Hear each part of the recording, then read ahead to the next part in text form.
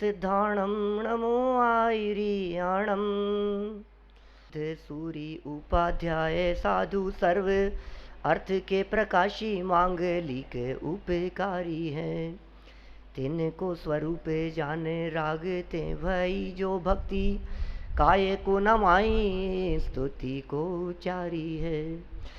धन्य धन्य तिन ही ते काज सब आज भय कर जोड़े बार बार वंदना हमारी है। मंगल कल्याण सुख ऐसो हम चाहत हैं। ओ मेरी ऐसी दशा जैसी तुम धारी है। हो मेरी ऐसी दशा जैसी तुम धारी है। हो मेरी ऐसी दशा जैसी तुम धारी है। कैसी दशा है हमारे अरहंत परमात्मा की, कैसी दशा है हमारे सिद्ध परमात्मा की, और कैसी दशा है हमारे मुनिराजों की, उसका चित्रण यहाँ मेरी भावना के प्रारंभिक कुछ छंदों में किया गया। देखा आपने बारीकी से, जिसने राग द्वेष आदि को जीत लिया हो वे हमारे परमात्मा हैं। जो सारे लोक को जानने वाले हों वे हमारे परमात्मा हैं।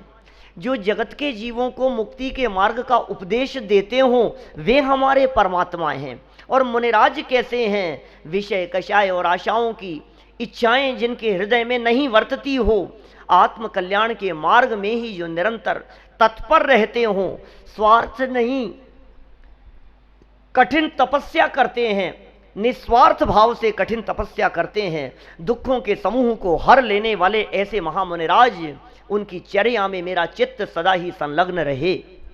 फिर 5 पाप की चर्चा की, फिर 4 कषाय की चर्चा की। भावना भाई इस तरह की कि सर्व जगत के जीवों के प्रति मेरा मैत्री का भाव हो, दीन दुखी जीवों को देख करके मेरे हृदय में करुणा हो, कोई दुर्जनों को देख करके, क्रूर जीवों को देख करके, कुमार्ग पर चलने वाले जीवों को देख करके मेरे हृदय में समता का भाव हो, साम्य भाव हो, गुणी जनों को देख करके प्रमोद का भाव हो। जहां तक बन पड़े मैं उनकी सेवा करूं, कृतघ्नि नहीं बनूं, विद्रोह नहीं करूं, और गुण ग्रहण का भाव रहे नित, दृष्टि न दोषों पर जावे। यहां तक की चर्चा कल तक हम कर चुके हैं। पीछे एक बीच में लाइन आई थी, साम्य भाव रखूं मैं। क्या लाइन थी? साम्य भाव रखूं मैं। ये साम्य भाव क्या होता है? ये साम्य भाव कैसे रखा जा सकता है? इस साम्य भाव को रखने की विधि क्या है? किस विधि से साम्य भाव रखा जाए? आखिर ऐसा क्या करूं मैं कि जिसे साम्य भाव कहकर के पुकारा जाए? क्या जवाब हो सकता है बोलो आपका? किसका नाम साम्य भाव है? उस साम्य भाव को समझा रहे हैं यहां छंद नंबर 7 मेरी भावना का। साम्य भाव क्या चीज है उसे समझा रहे हैं, उसे समझाया जा रहा है। पढ़िए आगे लाइनें। कोई बुरा कहो या अच्छा, लक्ष्मी आवे या जावे, लाखों वर्षों तक जीऊं या मृत्यु आज ही आ जावे। क्या कह दिया है? चंद में क्या कह दिया है यहां? समता भाव किसका नाम है? कि कोई बुरा कहो या अच्छा। वाह वाह, क्या बात कर रहे हो आप! कोई बुरा कहो या अच्छा, तैयार हैं आप इसके लिए? लक्ष्मी आवे या जावे, और लाखों वर्षों तक जीऊं या आज ही मृत्यु आ जाए। Are you ready? मौत के लिए तैयार हैं आप? ये समता भाव की बात कर रहे हैं यहां पर। ये कैसा समता भाव होगा? ये कैसी भावना होगी? ये आपकी भावना है क्या? अभी मौत आ जाए तो हमें कोई दिक्कत नहीं है, मौत तो छोड़ो, मोक्ष चलें अभी तब तो ठीक है ना। अभी आप बहुत बार बार में कह रहे थे मोक्ष फल प्राप्त है, फलम निर्वपामीति, मोक्ष फल प्राप्त है, मोक्ष फल चाहिए हे भगवान, मुझे तो मुक्ति के अलावा और कुछ नहीं चाहिए। आज तो मोक्ष अधिकार भी पढ़ा है ना अपन ने। मान लो भगवान प्रसन्न हो जाएं, वो कहें चल तेरे को बहुत मोक्ष मोक्ष दिख रहा है ना, चल यहीं से चल। अरे नहीं, अभी कैसे, अभी तो बहुत, अभी तो कितने काम बाकी हैं, एक बार पूछ तो आऊं, घर पे बता तो दूं। लाखों वर्षों तक जीऊं या आज ही मृत्यु आ जाए, इस बात के लिए तैयार हैं क्या? कोई बुरा कहे या भला कहे, इस बात के लिए तैयार हैं क्या? ये कह रहे हैं जिसके हृदय में समता भाव होता है उसे कोई फर्क नहीं पड़ता है, क्योंकि कहने वाले कहते रहते हैं, उनके कहने से मैं बुरा होने वाला नहीं हूं और उनकी प्रशंसा करने से कोई भलाई होने वाली नहीं है। वे जानते हैं इस बात को, ज्ञानी धर्मात्मा जीव इस बात को बहुत भली प्रकार जानते हैं, क्योंकि भला होना और बुरा होना अपने अपने उदय के अनुसार होता है। पूरे बंद अधिकार में क्या बतलाया, सुखी होना और दुखी होना तेरे उदय पर निर्भर करता है। दुनिया की कोई ताकत मुझे दुखी करने में समर्थ नहीं हो सकती, दुनिया की कोई ताकत, अरे अनंत पदार्थ मिलकर के और एकत्रित होकर के भी मुझे सुखी करने में समर्थ नहीं हो सकते। इसलिए ऐसा भाव आता है, कोई बुरा कहो, बुराई कर रहे हो, हमारी निंदा कर रहे हो, आलोचना कर रहे हो, कोई व्यक्ति ये कह रहे हो ये तो चोर है, ये तो बदमाश है, ये तो बेईमान है, ये तो धोखेबाज है, ये तो अन्यायी है, ये तो अपराधी है, गुस्सा आएगा कि नहीं आएगा? अरे साहब क्या बात कर रहे हो, कैसे नहीं आएगा?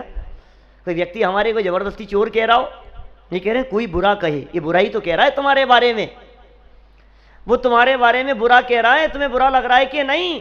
क्यों लग रहा है तुम्हारे को बुरा, क्यों लग रहा है बुरा? किसी व्यक्ति ने चोर का साहब लगना ही चाहिए, कोई व्यक्ति हमारे को बुरा कहेगा तो बुरा क्यों नहीं लगेगा हमारे को? हमें पापी कह रहा है, चोर कह रहा है, बेईमान कह रहा है, धोखेबाज कह रहा है, मायाचारी कह रहा है, क्यों नहीं लगेगा हमारे को बुरा? कि सुनो, गहराई से विचार करो, उसने तुम्हें चोर कहा तो तुमने चोरी की थी क्या? सदाशिव दास जी ने लिखा रत्नकरण श्रावकाचार्य में तर्क दिए ऐसे, किसी ने आपको बेईमान कहा तो क्रोध आना चाहिए कि नहीं? ज्ञानी जी विचार करता है गहराई से कि मैंने बेईमानी की थी या नहीं की थी। यदि तुमने बेईमानी की है और कोई व्यक्ति तुम्हारे को बेईमान कहता है तो क्या हो गया? की थी ना तुमने बेईमानी, वो क्या गलत कहता है, क्यों गुस्सा करते हो? तुमने यदि चोरी की थी और सामने वाला व्यक्ति चोर कह रहा है तो क्रोध करने की जरूरत नहीं है, अपनी क्रिया अपने परिणामों को सुधारो कि नहीं नहीं साहब हमको बेवकूफ थोड़ी न, हमने कोई चोरी नहीं की, हमने कोई बेईमानी नहीं की, हमने किसी को धोखा नहीं किया, फिर भी हमारे को ये व्यक्ति चोर बेईमान धोखेबाज कहता है, गुस्सा कैसे नहीं आएगा? तो पता है सदाशिव दास जी क्या कहते हैं, जब तुमने चोरी की ही नहीं, बेईमानी की ही नहीं, धोखा दिया ही नहीं, तो उसके कहने से तो चोर हो नहीं जाओगे, तुम काहे को नाराज होते हो? समझ में आ रही है बात? यदि तुमने चोरी की है तब भी बिगड़ने की जरूरत नहीं है, यदि चोरी नहीं की है कह रहा है व्यक्ति तो भी बिगड़ने की जरूरत नहीं है। ये कह रहे हैं कोई कितना भी बुरा कहे कोई फर्क नहीं पड़ता और कोई कितनी भी प्रशंसा करे। सुनो, निंदा करने वाला व्यक्ति तुम्हारी पर्याय की निंदा कर रहा है, प्रशंसा करने वाला व्यक्ति तुम्हारी पर्याय की प्रशंसा कर रहा है। इस पर्याय की प्रशंसा को अपनी प्रशंसा मत समझ लेना, ये तुम्हारी प्रशंसा नहीं है। कहां फूल रहे हो यार, तुम्हारी टी शर्ट तो बहुत अच्छी लग रही है, कुर्ता तो बहुत अच्छा लग रहा है, कुर्ते की प्रशंसा हो रही है और समझता है मेरी प्रशंसा हो रही है। ज्ञानी जीव क्या विचार करता है, आपका मोबाइल बहुत अच्छा, अरे मैं नहीं, मोबाइल, तुम्हारी चप्पल बहुत अच्छी, चप्पल की प्रशंसा हो रही है, जूतों की प्रशंसा हो रही है कि नहीं नहीं साहब तुम्हारे दांत तो बहुत अच्छे हैं, अरे दांत लंबे समय तक टिकने वाले नहीं है। पर प्रशंसा में आत्म प्रशंसा मत समझो। यहां वीतरागी संत जिस आत्म तत्व की प्रशंसा करते हैं उसे अपनी प्रशंसा समझो। समझ में आती है कुछ बात क्या कह रहे हैं? क्या विचार करता है ज्ञानी जीव, उसके हृदय में क्या चलता होगा? कोई बुरा कहो या अच्छा, बुरा कहो या अच्छा, क्योंकि बुरा यदि कोई व्यक्ति मेरे बारे में कहता है तो अपयश कीर्ति कर्म का उदय है, और सुनो कोई व्यक्ति प्रशंसा कर रहा है ना तो मेरे यशस कीर्ति कर्म का उदय है।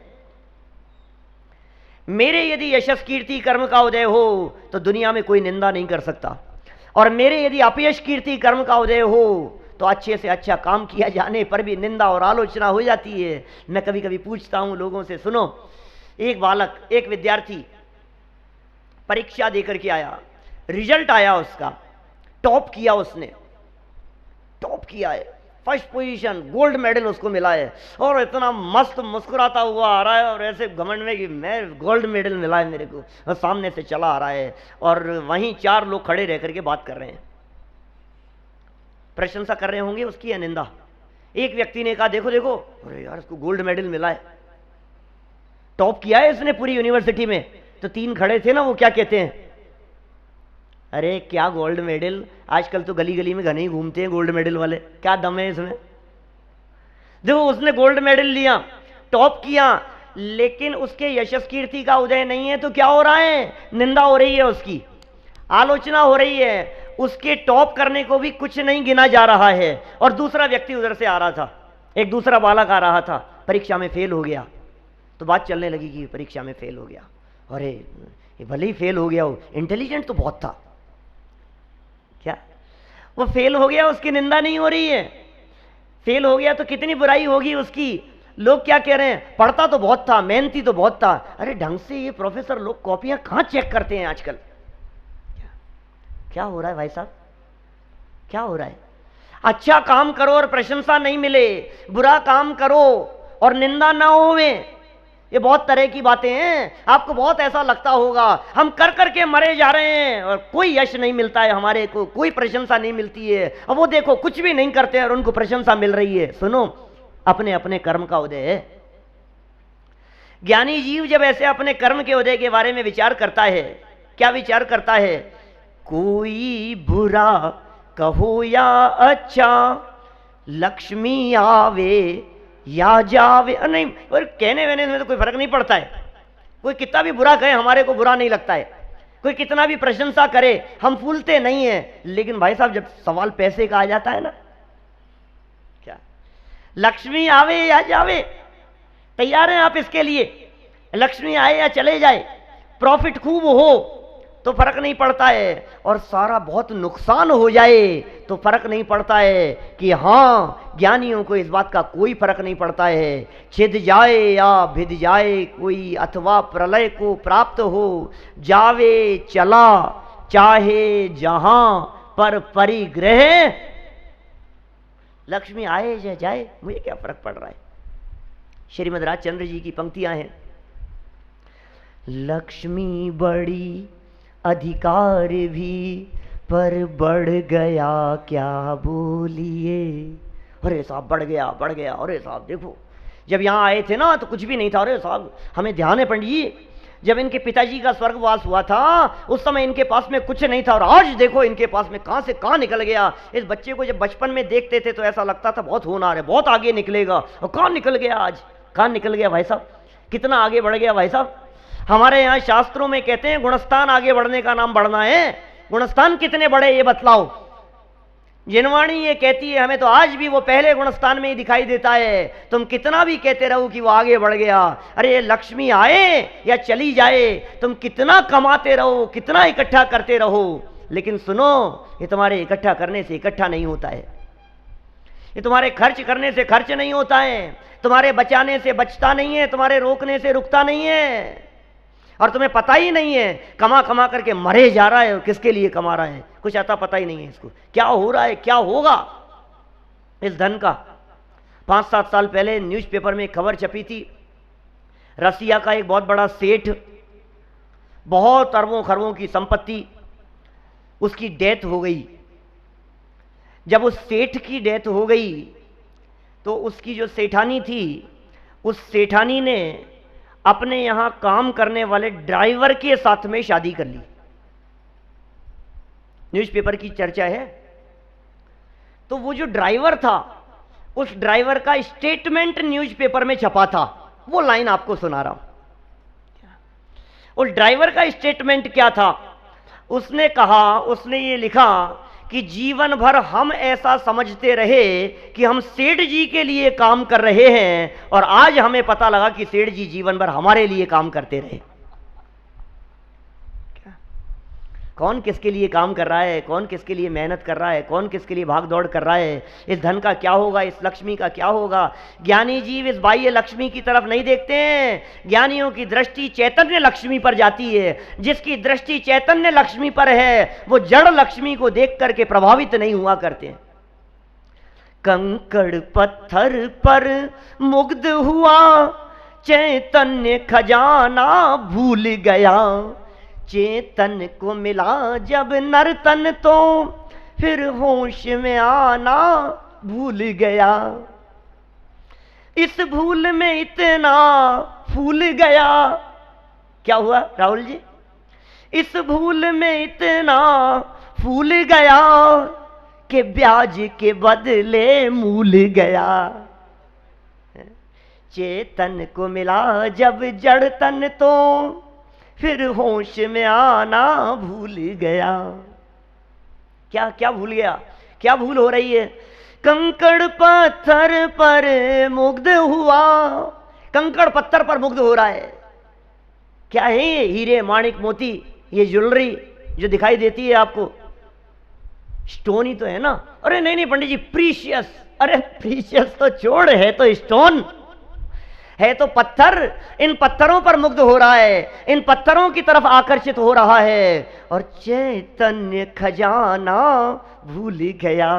तेरा जो खजाना है, तेरे जो ज्ञान आदि गुण हैं, अंदर में जो रत्न भरे हुए हैं, उन रत्नों को भूल गया, उस चैतन्य खजाने को भूल गया। और ये लक्ष्मी जो आने जाने वाली चीज है, आज तक ये लक्ष्मी, आज तक ये धन, आज तक ये संपदा किसी की नहीं हुई भाई साहब। आज किसी की जेब में है तो कल किसी की जेब में है। बस ये अपना अपना अपनापन करके ये मरे जा रहा है। और तकलीफ का कारण भी क्या है? तकलीफ का कारण है अपनापन। लक्ष्मी का चले जाना तकलीफ का कारण नहीं होता, संपत्ति का चले जाना तकलीफ का कारण नहीं होता। तकलीफ का कारण ये ममत्व है, ये परिग्रह मेरा नहीं। जो ऐसा विचार कर लेते हैं उन्हें किसी प्रकार की कोई तकलीफ नहीं होती। सुनो सुनो क्या कह रहे हैं। ये जो है ना मोबाइल, बहुत महंगा दिखता है क्या? ये यहां से अभी ये दिखा रहा हूं मैं आपको, और ऐसे दिखाते दिखाते यहां से छूट जाए, नीचे गिर जाए, क्या भरत भाई कितनी तकलीफ होगी आपको? कुछ भी नहीं, कोई तकलीफ नहीं। किसका है भैया? किसका है? किसका है? नितिन का है, नितिन भाई का है। लो नितिन भाई देख लो, क्या ये मोबाइल टूट जाए, मोबाइल के टुकड़े टुकड़े हो जाए तो भरत भाई को कोई परवाह नहीं है। यही साधर्मी वात्सल्य। मैंने इनकी चीज चले जाए तो आपको कोई तकलीफ नहीं है।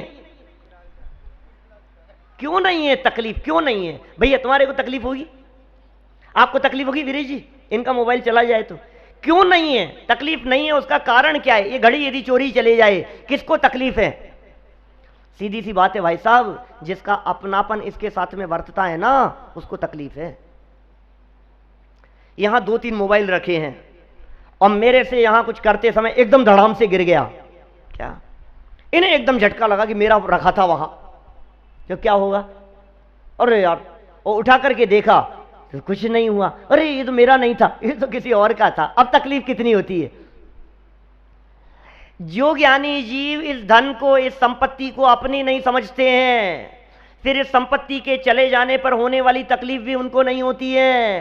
कितना स्पष्ट शब्दों में कह रहे हैं, ये धन तुम्हारा नहीं है, ये संपत्ति तुम्हारी नहीं है, ये वैभव तुम्हारा नहीं है। इस वैभव के प्रति अपनापन करके जबरदस्ती भविष्य के लिए संकटों को निमंत्रण मत दो। ये ज्ञान, इसका नाम है साम्य भाव।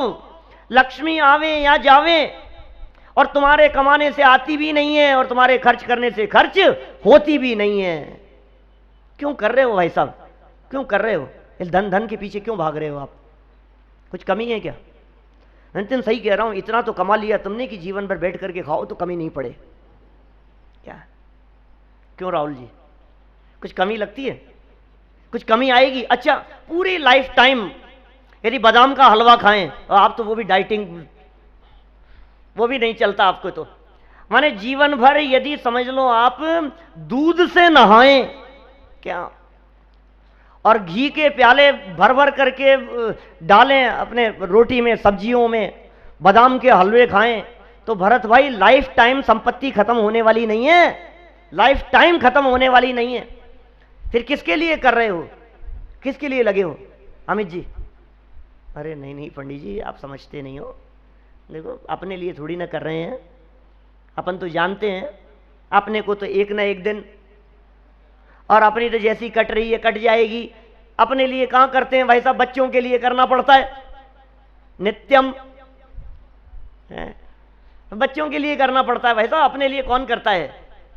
हमारी तो जैसी कट रही है वैसी कट जाएगी और जैसे तैसे और काट लेंगे। बात हमारी नहीं है, बात तो ये बच्चों के लिए करना पड़ता है। सुनो, बच्चों को तुम्हारी संपत्ति में कुछ इंटरेस्ट नहीं है।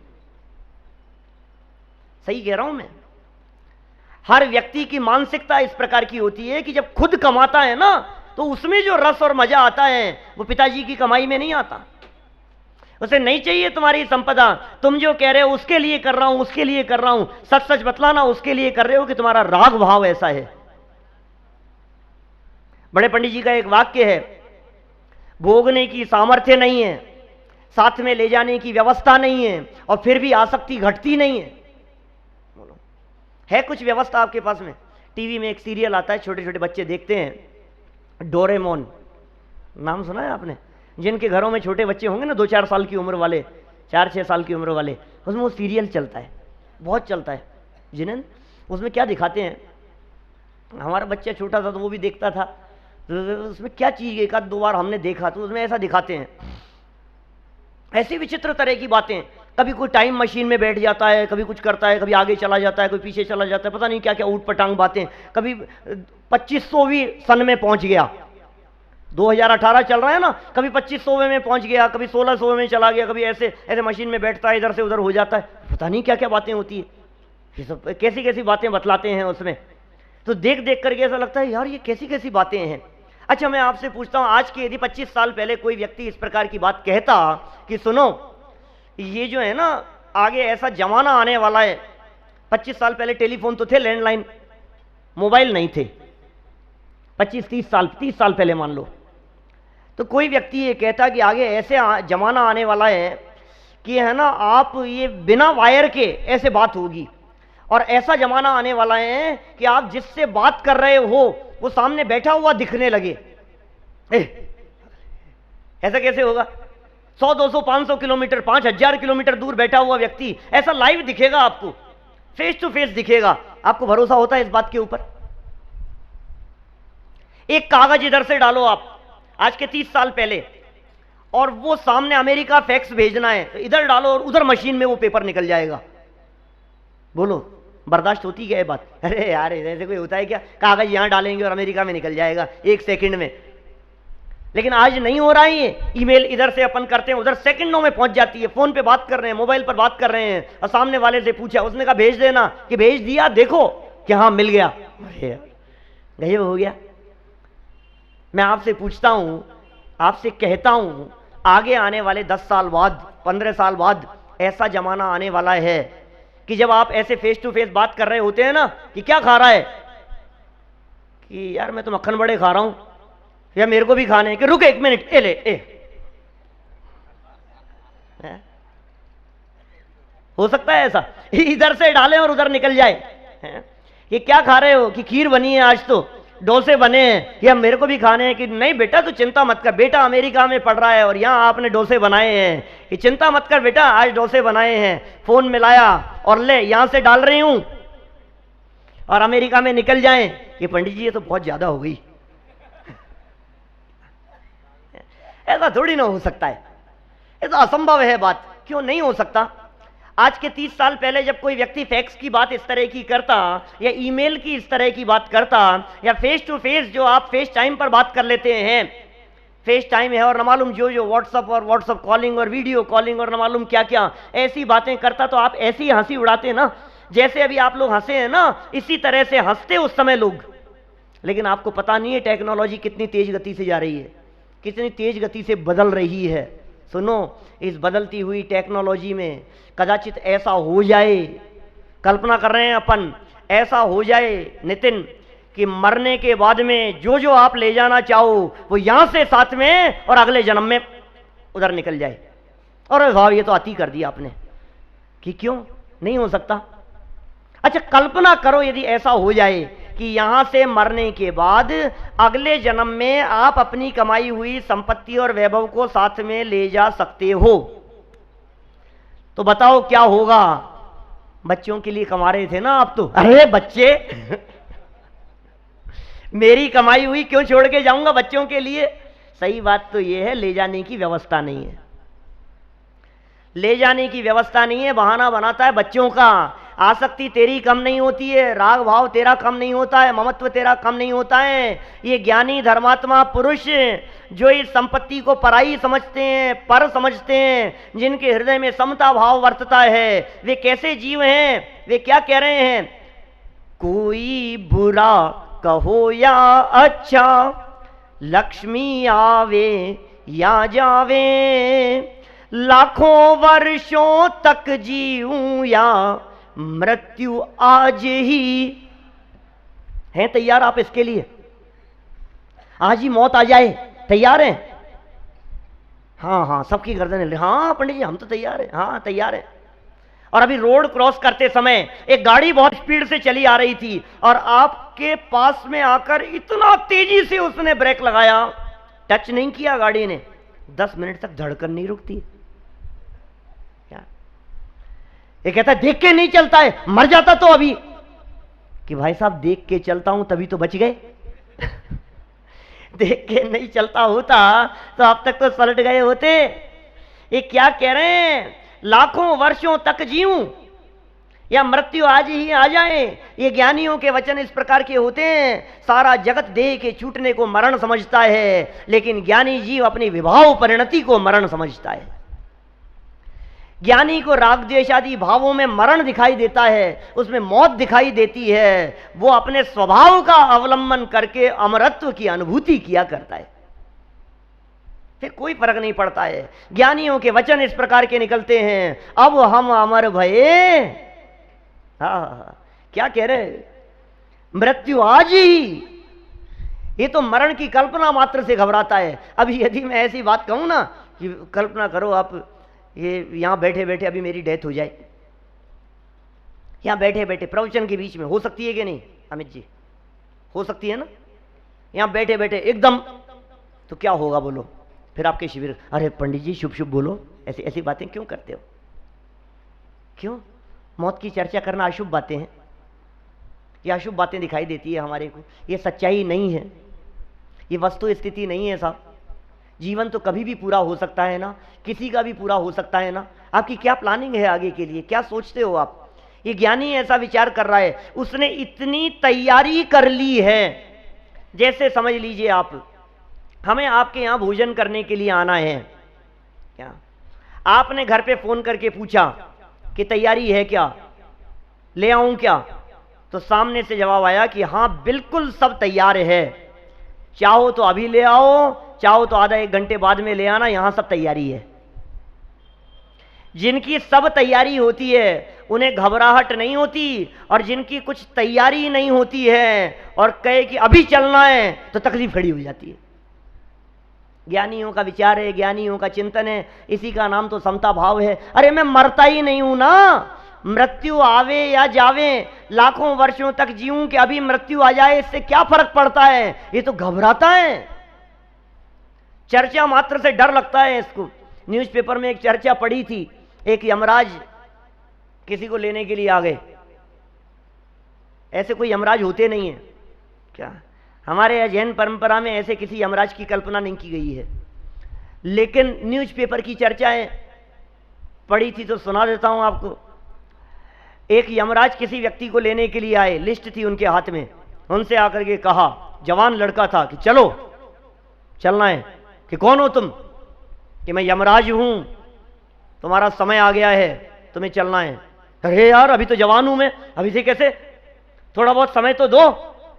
अब मेरा कहां से नंबर आ गया? ये देखो लिस्ट, ये नंबर नाम तुम्हारा ऊपर दिख रहा है, चलना है तुम्हारे को। फिर नहीं भैया मैं तो नहीं चलूंगा। नहीं चलना पड़ेगा, तुम्हारा नाम है यहां और तुम्हें लेने के लिए आया हूं, लेकर के चलूंगा। कि 2-5 मिनट चाय तो पी के चलें। कि चल ठीक है कोई बात नहीं, चाय पी ले। चाय बनाई उसने, लड़के ने, और चाय बनाई और उसने क्या किया, 2 चाय बनाई, एक खुद के लिए एक यमराज के लिए। उसमें बेहोशी की दवाई मिला दी, बेहोशी की दवाई मिला दी, वो यमराज बेहोश हो गया, और खुद का जो नाम ऊपर ही ऊपर था ना, उसे काट करके लास्ट में लिख दिया। 10-5 मिनट में यमराज को होश आया, यमराज को होश आया, और यमराज बहुत प्रसन्न चित्त होकर के बोला यार तूने बहुत अच्छी चाय पिलाई, बहुत अच्छा रेस्ट हुआ, चल एक काम करता हूं, लिस्ट को नीचे से शुरू करता हूं। क्या हुआ भैया? अरे तुम कितनी भी कोशिश कर लो, जीवन मरण आदि की जो परिस्थितियां हैं वो तुम्हारे उदय के अनुसार बनती हैं। जब ज्ञानी जीव अपने उदय का विचार करता है तो उसे तकलीफ नहीं होती। और सुनो, उदय का विचार करते करते जब वो अपने स्वभाव का अवलंबन देखता है तो उदय होते हुए भी, उदय कितना भी प्रतिकूल क्यों नहीं आए, ये उदय मेरा कुछ बिगाड़ने में समर्थ नहीं है, क्योंकि स्वभाव की सामर्थ्य का बल जिन ज्ञानियों के हृदय में होता है वे उन उदय से प्रभावित हुए बिना नहीं, प्रभावित होते ही नहीं है। ये उदय प्रभावित करने में समर्थ नहीं हो सकता है। लाखों वर्षों तक जीऊं, लाखों वर्षों तक। अच्छा आप जियो तो क्या करोगे बोलो? जीने की भावना मत वालेना। जैसे जिंदगी के 50 साल बिता दिए हैं ना व्यापार धंधे में, क्या 100 मिलेंगे तो 100 गंवा दोगे, 200-400 मिल जाएंगे तो 200-400 गंवा दोगे। जिन्हें आत्म कल्याण करना होता है वे समय की डिमांड नहीं करते, जितना समय है उस समय, बचे हुए समय में आत्म कल्याण की सोचते हैं। समता भाव, सहजता है, हमारे क्या फर्क पड़ता है, हो जाए तो हो जाए पूरा जीवन, नहीं होवे तो नहीं होवे, क्या फर्क पड़ता है। दृष्टि बदल गई, देखने का नजरिया बदल गया, क्योंकि मौत जिसे आती है वो मैं नहीं हूं और मुझे मौत आती नहीं है। जिसे मौत नहीं आती है उसे मौत का क्या डर होगा बताओ? कोई डर नहीं है। पढ़ो लाइनें, क्या क्या लाइनें हैं, कितनी सुंदर चर्चा लिखते हैं भाई यहां। ला कोई बुरा कहो या अच्छा, लक्ष्मी आवे या जावे, लाखों वर्षों तक जीऊं या मृत्यु आज ही आ जावे। अथवा कोई कैसा ही भय या लालच देने आवे, तो भी न्याय मार्ग से मेरा कभी न पद डिगने पावे। ओहो क्या बातें कह रहे हैं यहां पर। अथवा कोई कैसा भी भय या लालच देने आवे, कोई भय दिखा रहा है, कोई डरा रहा है, कोई लालच दे रहा है, 200 रुपए दूंगा एक मच्छर मार दे। नहीं, क्या बात करते हो, 200 की बात कर रहे हो, 2 लाख दो तो एक मच्छर नहीं मार सकता मैं। इतना सा काम करना है यार। कल नहीं बतला रहे थे सुमत जी भाई साहब, कितना सुंदर प्रसंग उन्होंने बतलाया। 300 रुपए रिश्वत मांग रहा था, नहीं देंगे हम, गलत काम नहीं करेंगे तो नहीं करेंगे, ये न्याय मार्ग से हमारा पद न डिगने पावे, न्याय मार्ग से पद विचलित नहीं हो। अरे जैनी इतिहास में न्याय के लिए प्रसिद्ध रहे हैं, आपको पता है। राज दरबार में, राजघराने में जितनी बड़ी बड़ी पोस्ट हुआ करती थी वो जैन मात्र देख करके वो पोस्ट भर दी जाती थी। जितने बड़े बड़े पद हुआ करते थे, कोषाध्यक्ष, अधिकारी, खजाने की संभाल करने वाले हैं, जितने दीवान, जो दीवान जी है ना, ये राजा महाराजाओं के यहाँ दीवान हुआ करते थे, संभालते थे उस संपत्ति को, उस वैभव को संभालते थे। अमानत में खमानत नहीं, ईमानदारी धाकती इस तरह की कैसे होते। आप प्रथमानु योग उठा करके देखो, आप विद्वानों का जीवन चरित्र उठा करके देखो, आप वर्णी जी का जीवन उठा करके देखो, बरैया जी का जीवन उठा करके देखो, आपको लगे बनारसी दास जी का जीवन उठा करके देखो, क्या चिंतन होता है, क्या सोच होती है। घर में चोरी करने आए चोर, 4 चोर चोरी करने के लिए आए, और उस जमाने में चोरी, धन इतना, धन तो क्या पैसा नहीं चलता था, वो मोहरें चलती थी, अनाज चलता था, उनकी चोरी, बोरियां उठा उठा करके चोरी करके ले गए। दीवार फांग करके ले जा रहे हैं चोर, 4 थे, एक ने दूसरे की हेल्प की, दूसरे ने तीसरे की, उसने उसकी की, और 3 तो चले गए। अब चौथे की हेल्प कौन करे। बनारसी दास जी ने घर में चोरी करने आए हुए चोर की, उसकी हेल्प करके उसको, मिलेंगे ऐसे व्यक्ति, वो जरूरतमंद है। चोर माने कौन? जरूरतमंद, उसको जरूरत है। कैसे लोग होते हैं, कैसी सोच होती है, कैसा चिंतन होता है। ये बरैया जी, ये मुरैना से मुंबई सफर कर रहे थे, 3 साल का बेटा साथ में था, टिकट नहीं लिया था, क्योंकि 3 वर्ष से उम्र के कम उम्र के बच्चों का टिकट नहीं लगता था। ट्रेन में सफर करते करते, 1.5 दिन का सफर, और सफर करते करते उन्हें पता लगा कि आज ये 3 वर्ष का हो गया, उसका जन्मदिन था बच्चे का। आज ये 3 साल का हो गया। मुंबई पहुंचने के बाद, ट्रेन से उतरने के बाद वहां विंडो पर जाकर के उन्होंने टिकट खरीदा, उसका आधा टिकट। वो विंडो पर जब उन्होंने टिकट मांगा, बोले कौन सी तारीख का? बोले इस तारीख का। बोले कहां से कहां तक का? बोले मुरैना से मुंबई तक का। बोले मुंबई तो खड़े हो आप, क्या सफर करना है? बोले सफर तो कर चुके हैं। तो बोले टिकट किस चीज का? कि नहीं नहीं, ये बच्चा आज 3 साल का हुआ है, इसका आधा टिकट लगता है, ये टिकट की चोरी नहीं कर सकता मैं। आपको लगता है ऐसा? 3 साल के बच्चे को, 5 साल के बच्चे को 3 का बना करके टिकट नहीं देवे?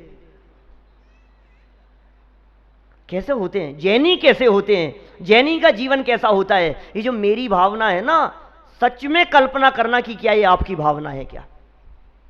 बचपन से बोल रहे हैं आप, मेरी भावना है, मेरी भावना है, मेरी भावना है, मेरी भावना है। आपकी भावना बनी क्या ऐसी? तो भी न्याय मार्ग से मेरा कभी न पद पद डिगे नहीं, विचलित नहीं हुए। भाई साहब, अन्याय करना तो बहुत दूर की बात है। जैनी और अन्यायी 3 काल में संभव नहीं है। अन्याय करने वाला जैन हो सकता नहीं है, जो जैन हो वो अन्यायी हो नहीं हो सकता। न्याय मार्ग से विचलित हो जाए कि नहीं नहीं साहब, बहुत लालच, बहुत लोभ, ये मिलेगा, ये मिलेगा, कुछ नहीं, हमें नहीं चाहिए, हमें ये संपत्ति नहीं चाहिए, हमें वैभव नहीं चाहिए, हमें पैसा नहीं चाहिए। धिक्कार है ऐसे पैसे को जो अन्याय से कमाया गया हो, जो बेईमानी से कमाया गया हो। क्या होगा? वो कितना कितना चल रहा है शाम के व्याख्यानों में, सोम प्रकाश जी साहब ले रहे हैं, कितने जबरदस्त चर्चाएं चल रही है। कहां कहां तक चोरी करने की संभावना दिखती है। अन्याय नहीं होगा, न्याय मार्ग से विचलित नहीं होऊंगा, अथवा कोई कैसा भी भय या लालच देने आवे। भय देने आया है, लालच देने आया है, लालच में आकर के भी नहीं, लोभ में आकर के भी नहीं। ये ज्ञानी जीव किस चीज का लोभ करे? अंदर में अनंत गुण समुदाय स्वरूप ज्ञायक भगवान आत्मा दिखाई दे रहा है, तू क्या देगा? तू किस चीज में खरीदना चाहता है मेरे को? देखो, जो व्यक्ति जिस लेवल का होता है ना, वो उस लेवल की रिश्वत में ही बिकता है। और देने वाले लोग भी हैसियत देख करके ही देते हैं। एक चपरासी को रिश्वत दोगे तो 500 का नोट निकलेगा, एक क्लर्क को दोगे तो 5000 निकलेंगे, और किसी बड़े अधिकारी को दोगे तो 5 लाख दोगे। कि क्यों भैया, उसको 500 रुपए नहीं चलेंगे? और सुनो, मैं तो कभी कभी ऐसे प्रसंगों को जब देखता हूं तो मुझे लगता है कि जिसका जैसा पुण्य का उदय होता है ना, तुम्हें देने का भाव भी वैसा ही आता है। तुम कौन देने वाले, किसको कितना दोगे? तुम चाह करके भी किसी गरीब व्यक्ति को 5 लाख रुपए नहीं दे सकते। तुम्हें देने का भाव ही ये आता है कि वो भिखारी को 5 रुपए दे दो। 500 का नोट देने का भाव आता है किसी भिखारी को? जेब में से निकाल करके 500 का नोट दे दे। तुम हो कौन देने वाले? उसका जितना उदय होगा उतना तुम्हारे हाथ से निकलेगा। मैंने इतना दिया, मैंने इतना दिया, उसको इतना दे दिया, उसके लिए इतना कर दिया। कोई किसी के लिए कुछ नहीं करता है, उसका उदय है अपना। उसका उदय नहीं हो तो तुम्हारे परिणाम कुछ करने में समर्थ नहीं है। कई बार ऐसा होता है, आपके कितने परिणाम होते हैं, इसके लिए ऐसा करूंगा, इसके लिए ऐसा, कर ही नहीं पा रहे हैं आप, कर ही नहीं पा रहे हैं, उसका उदय ही नहीं है। आपको लगता है बहुत दूंगा, थोड़ा सा निकलता है। आपको लगता है थोड़ा सा दूंगा और ज्यादा निकल जाता है। मैं क्या करूं, मैं तो नहीं देना चाहता था, लेकिन इसके लिए कभी कभी बोलचाल की भाषा में आप कहते हैं माथे मांगता है, क्या करें? उधारी है, चुकानी पड़ेगी। ये क्या विचार, ज्ञानियों का विचार क्या है? इस संपत्ति में आने और चले जाने में न्याय अन्याय नहीं नहीं नहीं। अरे अपनी संपत्ति तो अपने में भैया, अपनी निधि तो अपने में है, बाह्य वस्तु में व्यर्थ प्रयास। जो ज्ञानी जीव अपनी निधि को, जो ज्ञानी जीव अपनी संपदा को, जो ज्ञानी अपने वैभव को अपने में देखते हैं, फिर लक्ष्मी के आने और चले जाने में, किसी व्यक्ति के द्वारा किए जाने वाली निंदा और आलोचना में, और लाखों वर्षों तक जीऊं या देह अभी ही चली जावे, क्या फर्क पड़ रहा है मेरे को? हमें कोई फर्क नहीं पड़ता। हम अजर अमर अविनाशी तत्व देह देवालय में विराजमान अंदर में मौजूद हैं। सोच बदलेगी तो काम चलेगा भाई साहब। अरे साहब, जैसा आप कहते हो पंडित जी, ऐसा कोई दुनिया में होने वाला है क्या? आप जिस रामराज की कल्पना कर रहे हो, जो कल्पनाएं यहां इस मेरी भावना में की है, ये कोई ऐसा हो सकता है क्या? कुछ नहीं हो सकता, ऐसा कुछ हो नहीं सकता। कि सुन भैया, दुनिया को सुधारने की मत सोच, अपने आप को सुधारने की बात कर, क्योंकि ये भावना उसकी नहीं है, ये भावना किसकी है? क्या कह के पढ़ रहे हो आप?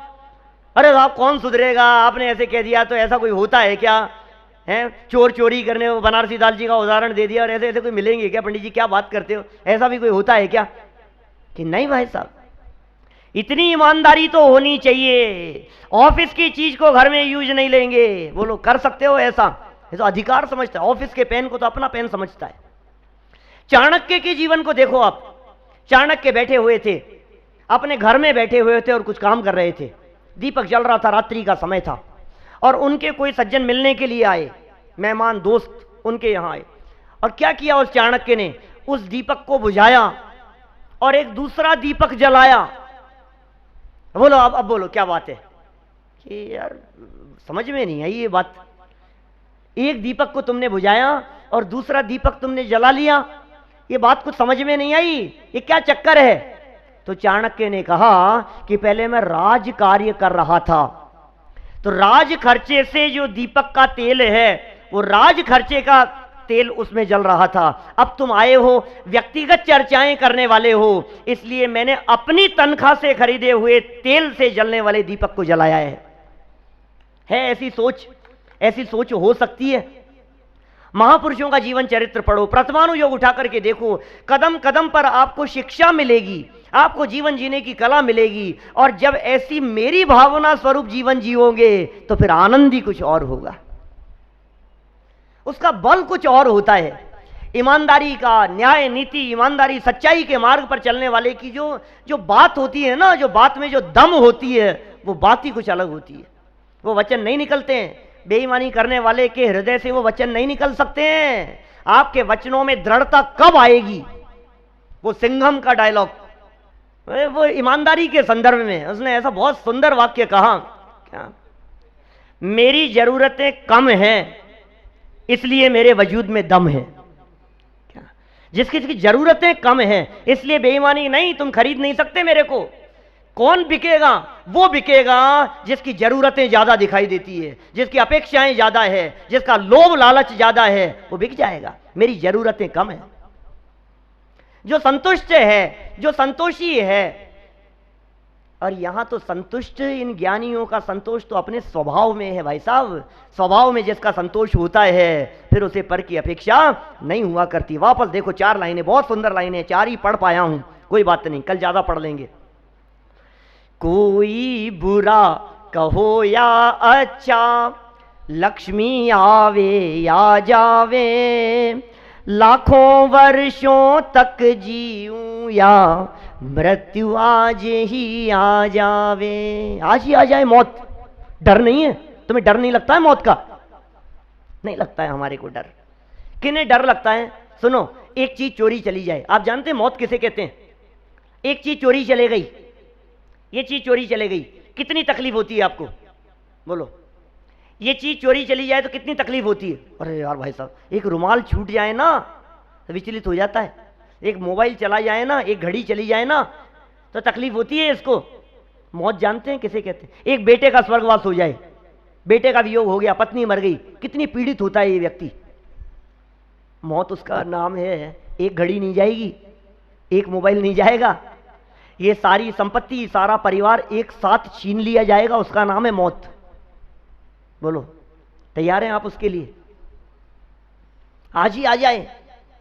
अरे अपनी गुण संपदा को अपना परिवार समझता है, अपने अंतरंग वैभव को अपना वैभव समझता है। बाह्य संपदा से जिसकी दृष्टि हट गई है, अंतरंग वैभव जिसे दिखाई देता है, देह से भिन्न चैतन्य तत्व की अनुभूति में निरंतर जो प्रवर्तमान रहता है, ऐसे ज्ञानी जीव को ये लक्ष्मी के आने और चले जाने से, ये मौत आए, तुम क्या डराते हो मुझे? मौत की धमकी देते हो, मार लो।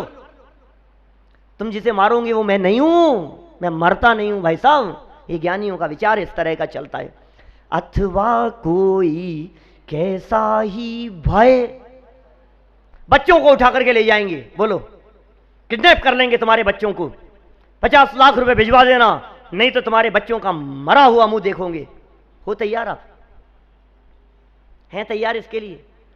कैसा ही भय या लालच, तुम्हें ये मिल जाएगा, ये पद मिल जाएगा, ये पोस्ट मिल जाएगी, ऐसा हो जाएगा, इतना धन मिल जाएगा, लालच देने आवे, तो भी न्याय मार्ग से मेरा कभी न पद डिगने पावे।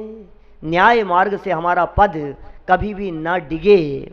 और न्याय क्या है ये समझ लेना। जिनागम का न्याय कुछ विचित्र प्रकार का होता है। एक द्रव्य को दूसरे द्रव्य में मिलाना यह अन्याय है। एक द्रव्य को दूसरे द्रव्य का कर्ता धर्ता मानना यह अन्याय है। जीव को पुद्गल में और पुद्गल को जीव में मिला देना यह अन्याय है। जो जैसा है उसे वैसा स्वीकार करना यह न्याय है। मैं पर पदार्थों का कर्ता धर्ता नहीं हूं, इन बातों को स्वीकार करना सो न्याय है। और इस न्याय से मेरा पद कभी भी विचलित न होवे। ऐसे न्याय पूर्वक जिन ज्ञानियों का जीवन बीतता है वे अल्पकाल में अवश्य ही मुक्ति की प्राप्ति करते हैं। हम सभी इन बातों को मेरी मेरी मेरी भावना का, अपनी भावना का विषय बनाकर अपने जीवन में उतारे हैं। इसी मंगल भावना से बात को यहीं विराम देता हूं।